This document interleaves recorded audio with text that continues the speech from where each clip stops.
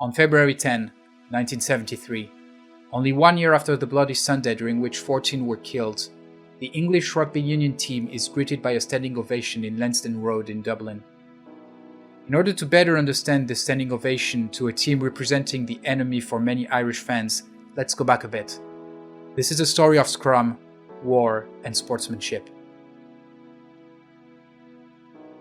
The first international rugby match took place in 1871 between Scotland and England in Edinburgh before 4,000 spectators. The success of the games between the two nations led to the creation of the Home Nations Championship, the first edition of which took place between 1882 and 1883. This new international competition between England, Scotland, Ireland and Wales continued to take place during the end of the 19th century, despite disagreements regarding match results and rules. England will notably boycott the 1888 and 1889 competitions. At the time, rugby, which was, like most sports at the time, exclusively played by the upper class, started to become popular among the working class. Some workers received compensation from clubs for their absence from work on match days, which led to heated debates within sports federation regarding the perceived immorality of professional sports. It is within this context that the world of British rugby met in 1893 to discuss the possibility of paying players. The refusal of any financial compensation led to the split of the federation in 1895. The Professional Rugby League and the Amateur Rugby Union are then created. The Home Nations Championship stayed under the banner of Rugby Union, which will remain an amateur sport until 1995. Due to the growing popularity of rugby on the other side of the English Channel, France was invited to the tournament from 1910 onwards, in what would now be called the Five Nations Championship. The competition was cancelled during World War I. At the same time, simmering tensions were about to explode in Ireland. Many divisions existed within the population of the island, in particular linguistic and cultural between the English and the Irish, and religious between Catholics and Anglicans. These divisions led to numerous rebellions, notably in 1798, 1803, 1848 and 1867. Tensions crystallized around the religious question.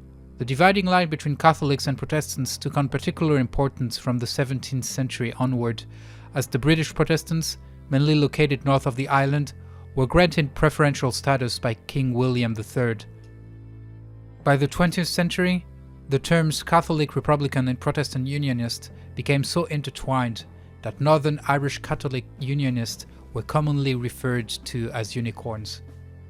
The Irish Republic was proclaimed on Easter Day 1916.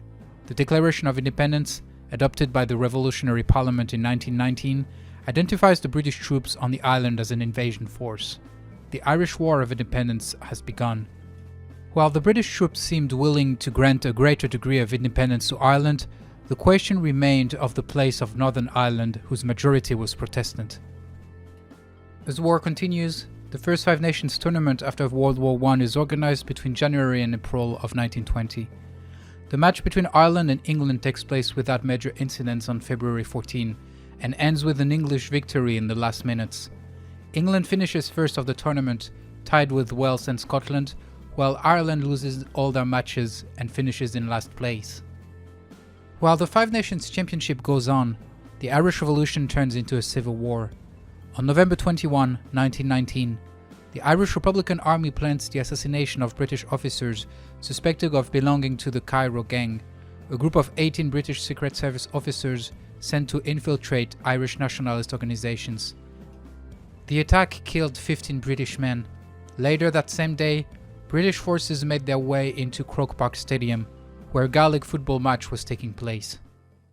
The account of the events differ according to the sources. During police search, the British forces said they had been targeted by gunshot from the crowd, an account which many in the stadium refuted. In any case, British troops opened fire on the civilian population, killing 14 people, including 3 children, and wounding 80 others. This tragic event would come to be known as Bloody Sunday. Ireland obtained autonomy from the United Kingdom on July 11, 1921, after more than 2 years of conflict. The British government understood the risk that a generalized open conflict would entail. On the Irish side, the lack of ammunition and the risk of a massive deployment of English soldiers brought Michael Collins, Finance Minister and head of the IRA, the Irish Republican Army, to sit down at the negotiation table. After heated negotiations, the Anglo-Irish Treaty was signed and came into effect on December 6, 1921. The Irish Free State is officially proclaimed. What appears to be an Irish triumph is actually a Pyrrhic victory. British Prime Minister David George Lloyd performed a strategic tour de force by safely withdrawing British troops while assuring the future division of Ireland. If the British newspapers speak of an unprecedented defeat within the borders of the kingdom, the reality is quite different. Lloyd was in perfect control of the situation, going so far as to threaten the Irish delegation with an all-out war if they did not accept his terms. Ireland obtained the withdrawal of the majority of British troops and self-determination, but remained linked to the British Empire. The status of Ireland, similar to that of Canada or Australia at the time, was enough in itself to stir up divisions within the Irish government. Furthermore, the English obtained a vote of the Northern Irish Parliament that would allow the region to stay fully within the United Kingdom, which became the case in December 1922. This dividing line, which was inevitable if we take into account the religious and political distribution on the island, will be at the heart of future conflicts. The treaty has been summarized in these terms: England won the peace in Ireland, and the Irish inherited a civil war. In June 1922, forces of the Irish Republican Army hostile to the treaty seized the forecourt, seat of the Irish Supreme Court. Michael Collins, former director of the IRA before its split caused by the peace treaty and president of the Provisional Government of the Irish Free State, was assassinated on August 22, 1922, in his native county. Sign of the confusion of civil war, Collins, until then a brilliant military strategist, would have declared shortly before his death, "They will not kill me in my own county." The Civil War ended in May 1923 with the victory of the pro-treaty forces. Back to rugby stadiums. England won all their matches against Ireland between the end of the war and 1924, and won the tournament in 1920, 21, 23 and 24. On the other side of the Irish Sea, the separation between North and South does not affect the Rugby Union Federation, which remains united, unlike most of the other sports following the treaty. As we will see, the Irish national rugby team will see English loyalists and Irish Catholics play together to this day. In 1926, the Irish national team managed to win its first post-war Five Nations Championships, tied with Scotland after beating England 1915 in Dublin.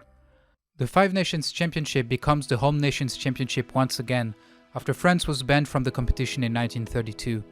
Ireland wins the 1932 and 1939 editions, but no nation manages to win the Triple Crown by beating all the other nations in the decade preceding World War II. France was invited once again in 1947 for the return of the tournament after the war. The following year, the Irish team won their first Grand Slam, which was then called Clean Sweep. France was then not considered a major rugby team by the British nations, where the Triple Crown was still more valued. In any case, in addition to the Clean Sweep, the Irish also won their first Triple Crown since 1899. After a 13-6 victory against France and an infamous visit to the Folies Bergères, the Irish went to Twickenham. After a brilliant start, which saw them lead 11-0, a huge gap considering that tries were worth 3 points at the time, Ireland saw England come back 11-10, but still clenched victory from the jaws of defeat. After a 6-0 victory against Scotland at Lansdowne Road, Ireland faced Wales in Belfast.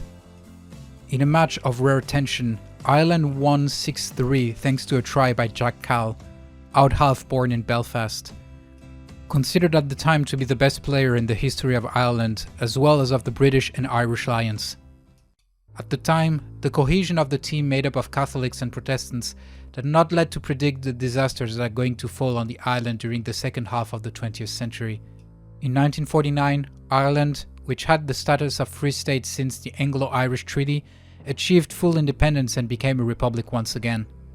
Carl Mullen, captain of the Grand Slam winning team in 1948, became captain of the British and Irish Lions in 1950. This team was created at the end of the 19th century, but lost popularity during the first half of the 20th century.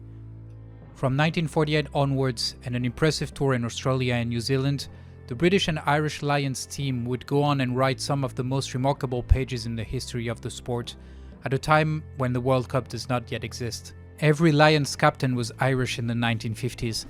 Belfast native Robin Thompson took the captaincy in 1955. This tour saw the Lions win against South Africa, then considered the best nation in the world, in an amazing match on the score of 23-22 after no less than 9 tries. Ronnie Dawson, hooker of the Irish team, led the Lions in 1959 in one of the longest tours in history, during which the Lions played 33 games. While the 1950s were exceptional for both Irish rugby and the political stability of the island, clouds are gathering in the horizon. On the field, Ireland is the only team not to win the Five Nations Championship in the 1960s, collecting the wooden spoon in 1960 for the first time since World War II. Off the field, the situation is far more tragic.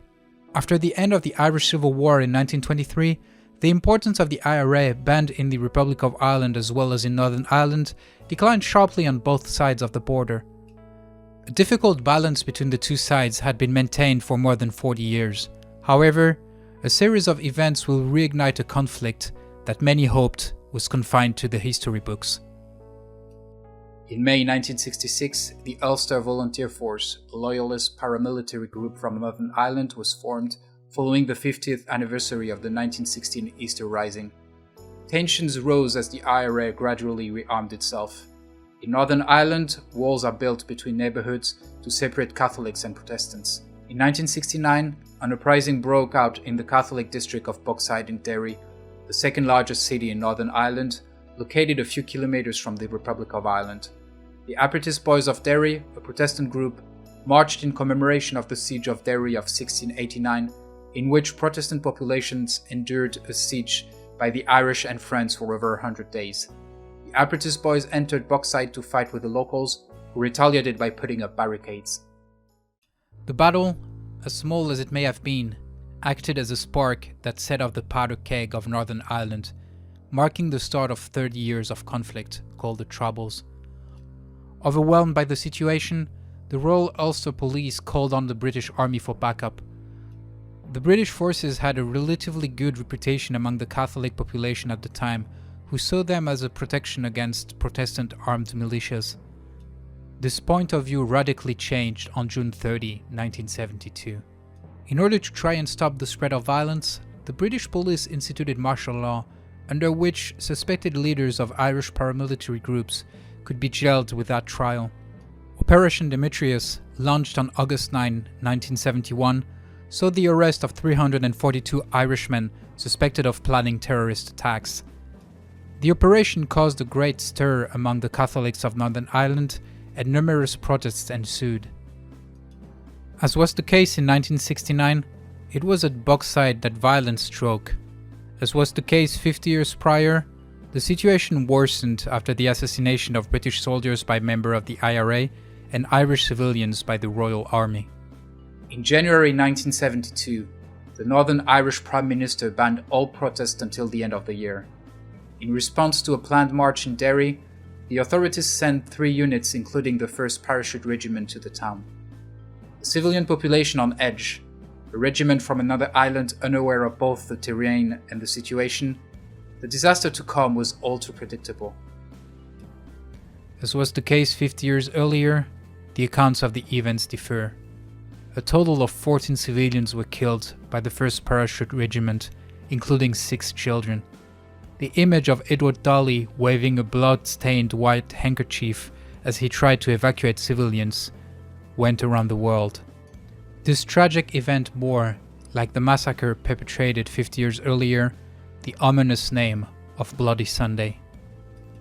If one could still hope for a peaceful resolution between Catholics and Protestants under British rule, the Bloody Sunday would reinforce the legitimacy of the IRA amongst Catholics, which in turn would stir the fear of Protestant population, justifying the use of force by paramilitary groups on both sides. At this point, it seemed unlikely that the Irish team would be able to continue competing at the Five Nations Championship.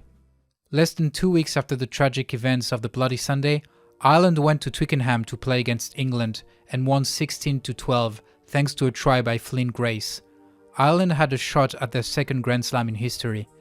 However, the Scottish and Welsh teams decided to cancel their trip to Dublin, citing security reasons. It was the first time the tournament hadn't finished since 1898. Many feared that Ireland would be banned from subsequent tournaments. England having hosted the game at Twickenham the year prior, the 1973 match was scheduled to take place in Dublin. Due to the threats against the English team, a cancellation of the game seemed inevitable. Yet, as Captain John Paulin recounts in his autobiography, the decision was left to the players. Upon agreeing to go to Dublin, some rugbymen weren't fully aware of the risks they were taking. At their arrival in Dublin, the police escort showed them it wasn't an ordinary venue. As they arrived in Lansdowne Road, the Dublin public gave them the ovation that was due to their courage. Whether it be due to the pressure of the event, their inability to drink pints in a pub as they used to do before every game in Dublin, or the overall declining level of the English team at the beginning of the decade, Ireland won 18-9, the biggest victory for almost 10 years against England. Captain John Paulin said at the post-match dinner, "We may not have been very good, but at least we turned up." As a sign of hope, the 5 teams finished tied with 2 wins and 2 losses each in 1973.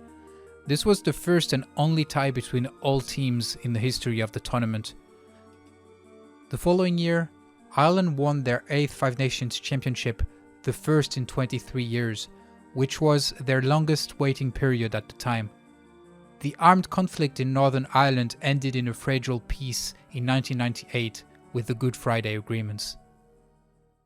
The Troubles, a religious conflict the likes of which many hoped to belong to the past, took the lives of thousands of soldiers and civilians. Meanwhile, the matches of the Five Nations Championship continued to take place, proof that the Irish could overcome their differences when fighting for a common goal. The Irish Rugby Union team is one of the very rare examples in which players from 2 sides at war played under the same banner and won. Catholics and Protestants, Republicans and Royalists, wrote some of the finest pages of sports history. Before ending this video, I would like to pay tribute to the English team who accepted a dangerous trip to Dublin in 1973. If pulling a trigger is enough to start a war, we too often believe that the end of a conflict can only be achieved by the total victory of one side or by endless negotiations between powerful men in suits. By going to Dublin, the English Rugby Union team refused to flee their opponents, as one would do with an enemy. As François de la Rochefoucauld said, "Nothing is so contagious as example, and we never do great good or evil which does not produce its like." On February 10, 1973, sport was not an instrument of political discourse, and the crowd, too often blinded by anger, managed to understand that the men facing us do not need to be our enemies.